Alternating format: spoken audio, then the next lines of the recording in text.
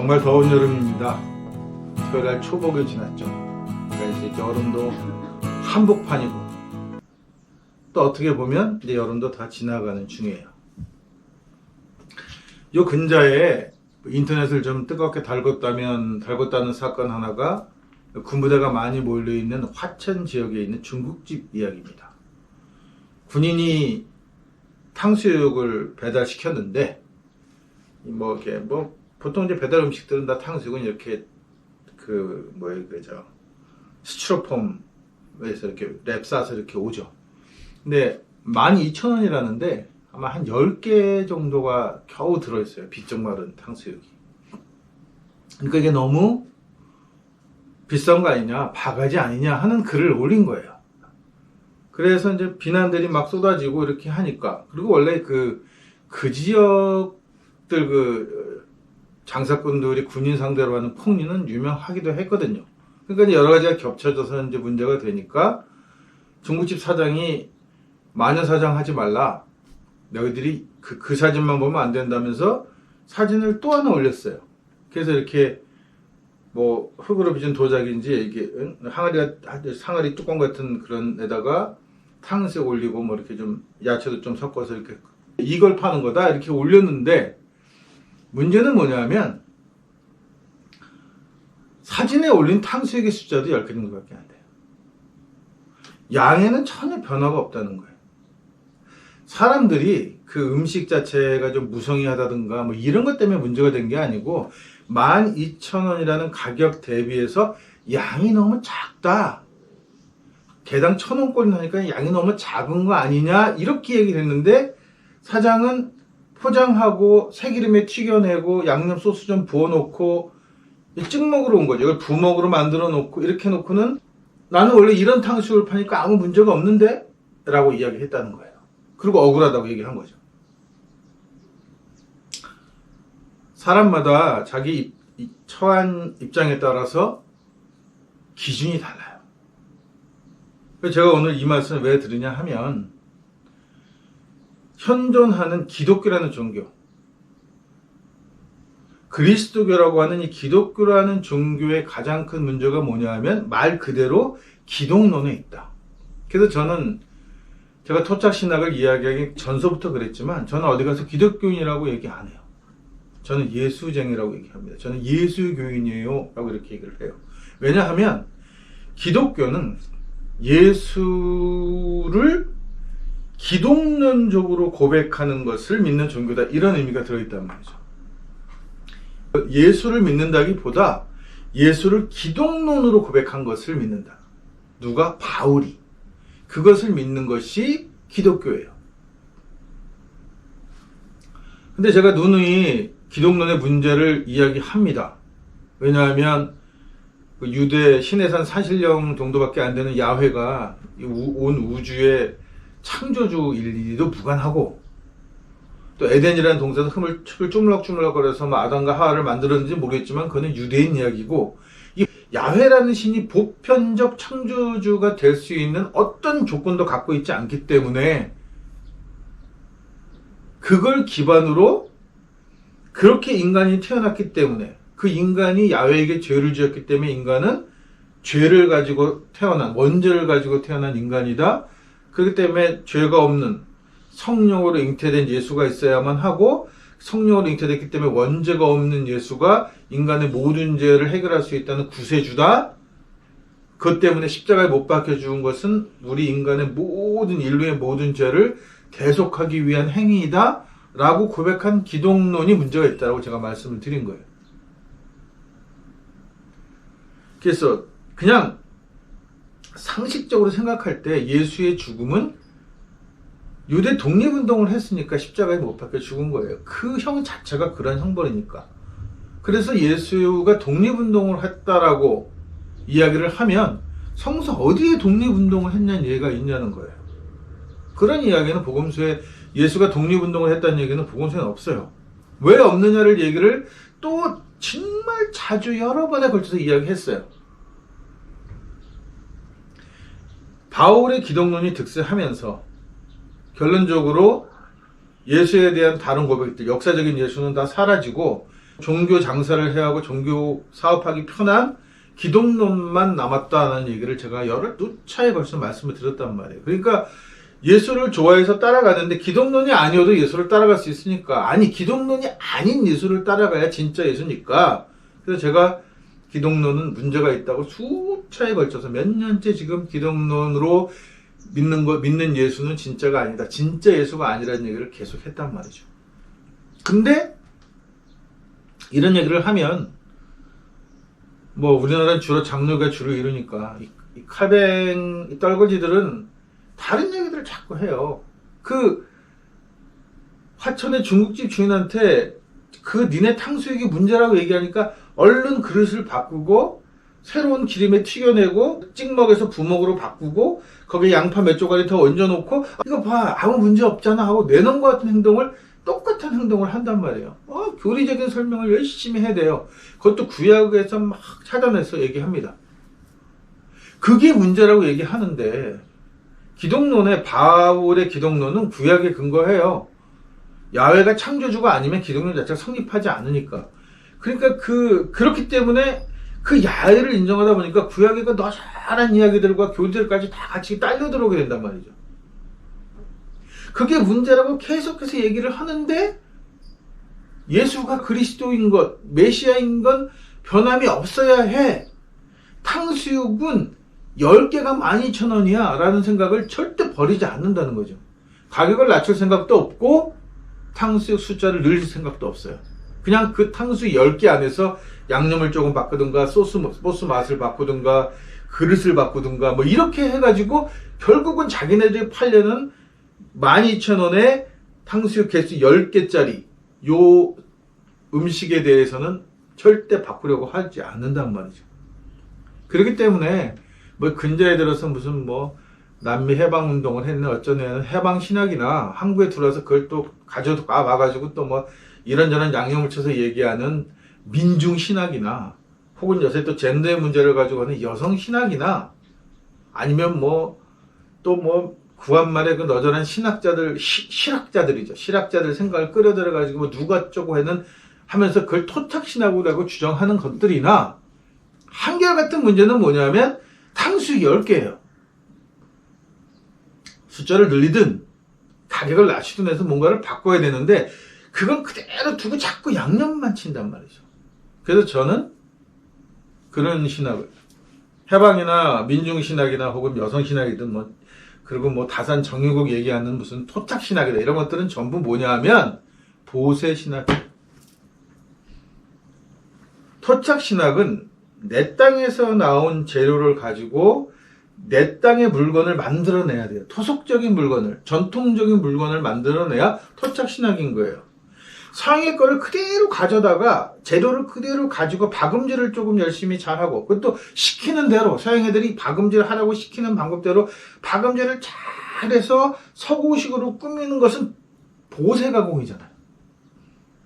그러니까 그 신학들 민중이니 해방이니 뭐니 붙은 다양한 이름을 붙어서 뭐 개혁적인 척하고 진보적인 척하는 그 모든 신학들의 근본에 기독론이 깔려 있는 한 이건 보세 신학인 거예요. 토착신학이라고 부를 수 없다는 말이죠. 토착신학의 출발은 바울의 기독론이 아닌 진짜 예수를 찾아서 그 예수의 가르침을 따라가는 데서 시작하는 것이기 때문입니다. 그러면 왜 초기 교회에서 바울의 기독론이 득세했을까? 이건 제가 또 이 얘기도 여러 번 말씀드렸지만 한국의 식민지 때 외인들 강점기 때를 생각해보면 그렇게 어렵지 않아요. 이해하기가. 바울은 다소라는 로마의 식민지 지역에서 태어났어요. 그래서 로마 시민권이 있었죠. 태어날 때부터. 그리고 바울과 같은 패거리들의 특징은 뭐냐면 절대 로마는 망하지 않는 제국이에요. 유대는 내 민족이라 안타깝긴 하지만 유대는 절대 혼자 독립할 수 없으며 유대만으로 성공할 수 없다는 생각이 머리에 탁 박혀 있어요. 식민교육 때문이죠. 그리고 그 강대국의 거대한 문명을 보면서 자랐어요. 그러니까 로마는 위대한 나라고 유대는 하찮은 민족이에요. 이게 기본적으로 깔려 있는 거예요. 그래서 제가 바울이 매국 생활을 가지고 있다 이렇게 얘기하는 거예요. 반면에 예수는 아니에요. 팔레스타인 지역에서 태어났고 어쨌든 그 지역에서 태어난 인물이에요. 그리고 유대 독립운동을 했단 말이죠. 그러니까 십자가형을 받았단 말이에요. 그러니까 이 예수는 로마가 강대국이다 안 강대국이다 그런 게 중요한 게 아니고 유대 민족은 반드시 독립해야 한다. 민족은 자기 고유의 문화를 지켜야 하기 때문에 그것들을 수호하는 것이 정이기 때문에 예수는 자기 목숨을 다 바쳐 독립운동을 했단 말이죠. 그 예수가 십자가에 못 박혀 죽습니다. 그러면 우리가 흔히 뭐 교회 수장이고 머리고 하는 그런 소리를 듣는 베드로라는 이 인물, 이게 어떤 인물이냐는 거죠. 얘가 흔히 잘 알려진 이야기, 베드로의 성격을 잘 설명할 수 있는 건 예수가 무리를 걷자 자기도 무리를 걷고 싶어했던 그런 종교적 욕망도 엄청나게 강한 사람이면서 또 별반 믿음도 없어 물에 풍덩 빠지는 그런 인물이고, 뭐 잡혀갈 때는 뭐 칼을 뽑아서 뭐 시종장에 귀를 잘랐다는 그런 헛소리를 할 만큼 다혈질적인 것 같지만 실제로 예수가 죽을 때는 꼬리를 숨기고 도망가면서 나는 예수를 몰라요 하고 3번이나 부인했다고 하는 그런 찌질한 인간이란 말이에요. 거기다가 예수가 죽고 나니까 다 낙담하고 이제 다 끝났어. 이렇게 고향은 낙향이에요. 왜 낙담을 하느냐 하면 복음서에 군데 들어있는 이야기들을 보게 되면 예수의 제자들 중에 베드로, 요한, 이런 애들이 그냥 자리싸움을 오지게 해대요. 자기 부모의 족보까지 들춰가면서. 뭔가 한자리 할 생각이 있었던 거예요. 뭔가 왜 한자리 하고 싶었을까?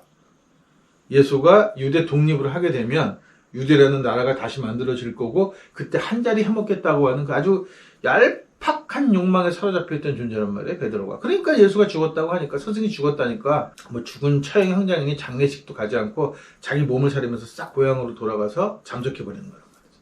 이게 베드로예요. 그리고 모든 건 다 끝났다고 생각하죠. 그런데 바울이 나타납니다. 바울이 뭐라 하냐면 나는 너희들은 죽었다고 생각하지만 아니던데 예수가 부활했던데, 부활한 예수가 나를 사도로 불렀거든. 근데 내가 눈도 아팠어 막 이러면서 이제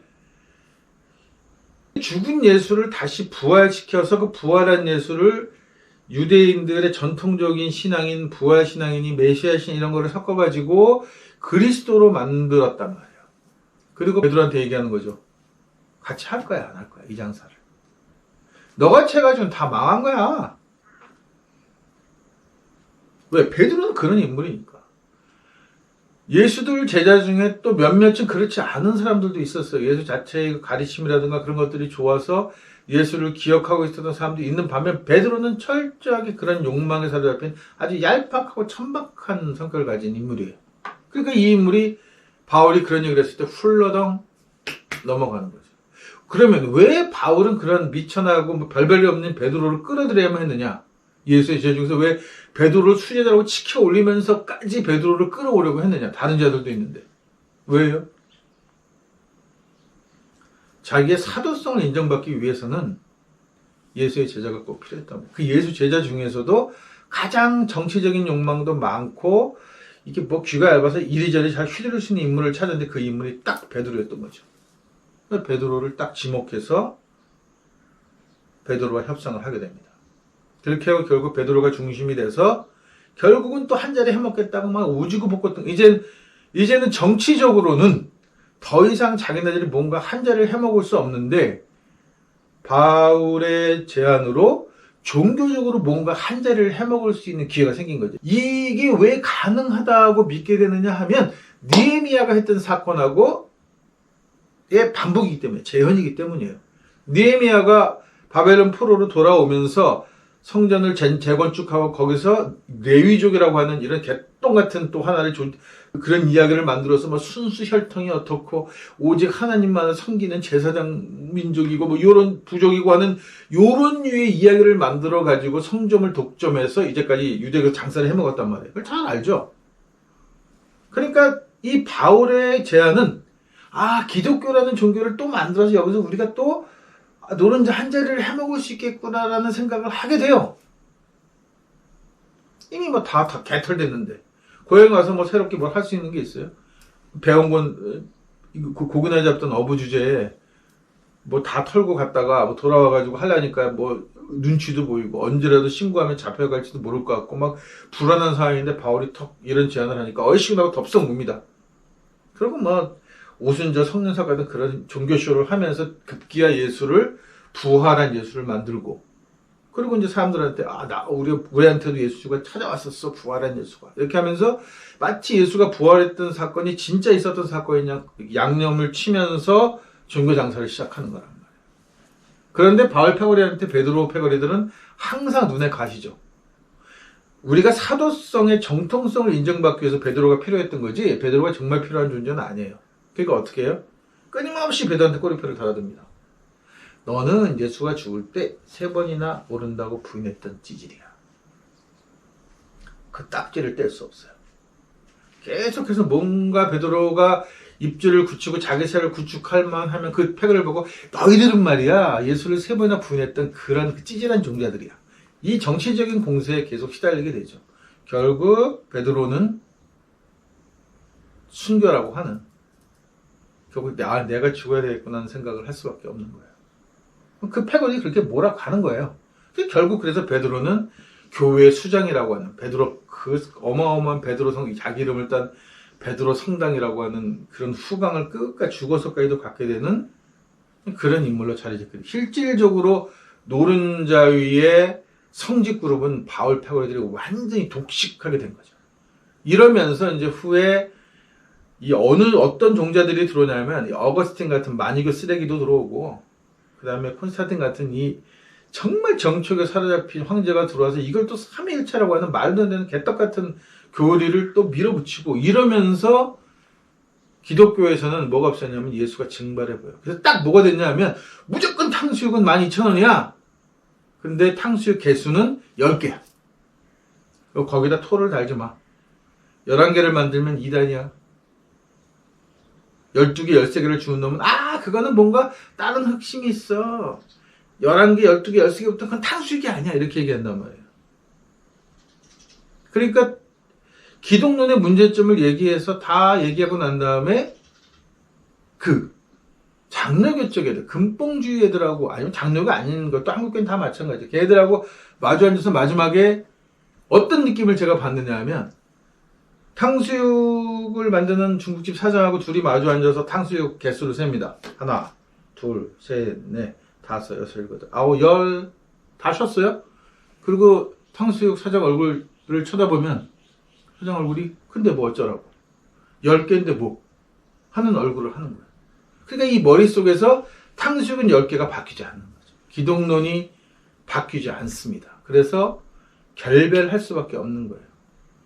기독교 안에서 역사적인 예수를 따라가는 이 토착신학이 하나의 같은 물줄기가 돼서 서로 이렇게 주고받으면서 영향을 미칠 수 있는 게 아니에요. 왜냐하면 애당초에 그럴 생각이 없기 때문에. 그래서 제가 토착신학을 하면서 여러분한테 자주 말씀드렸던 거고, 앞으로도 자주 말씀드리게 될 겁니다. 토착신학에서 예수는 기독교가 말하는 그리스도가 아니에요. 그냥 우리는 자유와 그 민족의 독립과 압제로부터 벗어나려고 했던 처절한 투쟁을 했던 그 예수가 토착신학이 찾아가는 예수라는 말씀입니다.